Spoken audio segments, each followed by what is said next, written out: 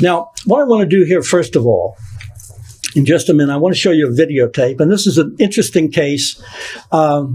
It's one of two cases that I'm aware of where a man apparently videotaped the UFO that he was later abducted into. Sounds off the wall. The man involved, named Frank, is a corrections officer employed by the state of New York. He's a wonderful man. He's a grandfather, very upstanding citizen. And apparently he's had a lot of very odd experiences. As we looked into it later on, apparently he's had abduction experiences. But what happened is he had his video camera in his house one day. This is back in '98.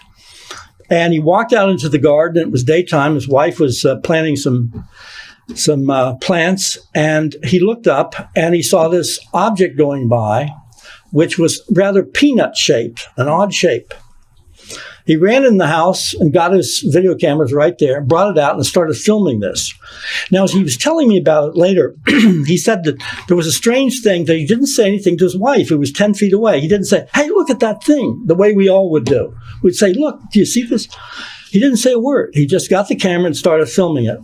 And he watches the thing, and it goes, and I'll show you the tape, goes behind the steeple of a nearby church, and then disappears into the clouds.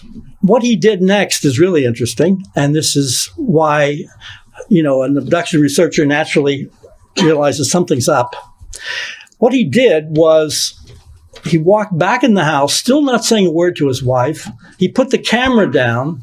He remembered going into the kitchen, and he had no more memory for the whole evening. Neither did she. No discussion. They just sort of walked in idly and sat down.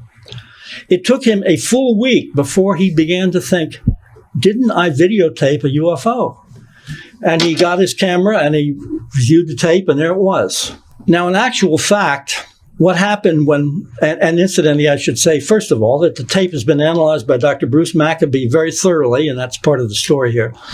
And it is a legitimate object, I don't know, 30 or 40 feet in diameter. They knew about the cloud cover that day, the altitude of the clouds that the object disappears into, and so forth. And Dr. Maccabee has given it the blessing that this is a legitimate object flying along. It's a very short tape. There also have been a number of other photographs taken of objects which have that same peanut shape. But what happened was when Frank came to me, he was troubled by the fact that he let a week go by and he didn't remember this, and his behavior was strange. We looked into this, and using hypnosis, he had been through some odd experiences which certainly suggested a pattern from his childhood on. In this experience, he went into the kitchen after he put the video camera down, went into the kitchen, and he's standing there next to the refrigerator, and all of a sudden, to his great panic, he feels himself going straight up. And he goes straight through the roof of the kitchen. And there was this thing now 30 feet or so above the roof, this huge thing. And he goes right into it. And he was absolutely terrified. He made a very interesting remark that when he went in the bottom of it, which was open, he said there were all these figures in there, sitting here and there and standing, but paying no attention to him. And his analogy was, he said, you've ever been in one of those Italian restaurants where there's a big glass wall and you can see into the kitchen and everybody's in there mixing stuff up and they're not paying any attention to the customers? He said, that's what it felt like. And actually, he was so frightened at this point in the hypnosis that we called it off. He's had a lot of other things happen. But the point here is that when this object was seen in the distance in the sky and filmed and showed up on film, it was purely visible, no doubt about it. And his wife later said she had seen it too, even though he hadn't mentioned it to her. So here's the thing, it's visible. Yet, there were houses next to his, there was a road in front and so on, when this very large thing was just 30 feet above his kitchen roof, and he went straight through the roof and into it. Nobody saw it. It's as if the mechanism, the technology of invisibility could be turned on and turned off. It's a very bizarre story, and this film, I think, is interesting. So if we can have the lights and the videotape here. You see the object moving along, and it disappears into the cloud cover. Okay, now there it goes. He loses it. But you can see the peanut shape at some points. Hear the birds.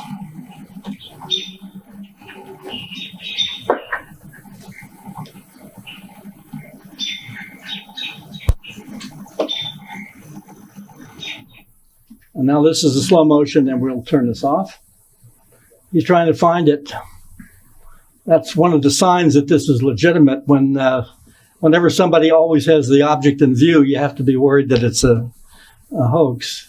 Because if it's real, you don't know where it's going to go, where it's coming from. And he loses it, but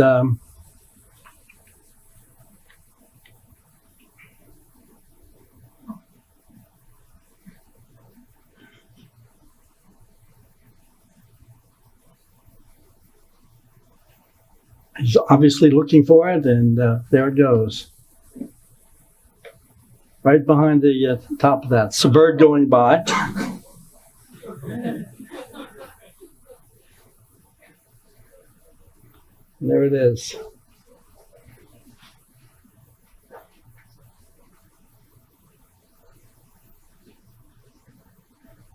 Okay, I think we can turn the tape off and turn the lights on again.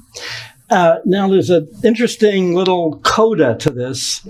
When Dr. Maccabee was trying to get him to get some information so he could analyze this object in terms of its altitude and height and everything, he said, you have to go to the church and find out how tall the steeple is. And Frank is a kind of lapsed Catholic, and he felt kind of funny doing that. And so Bruce said, no, you just have to go in there, just ask the priest, And of course, my guess is no priest would necessarily know exactly how tall a steeple was, but they were hoping.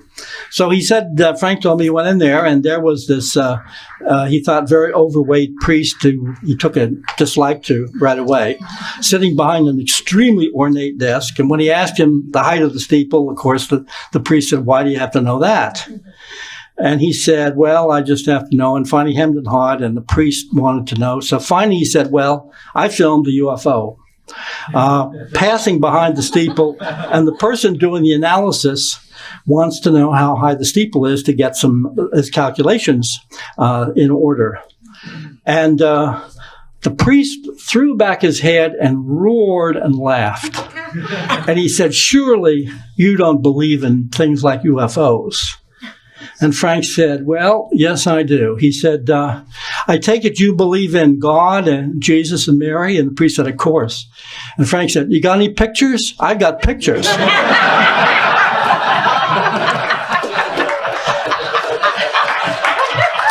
So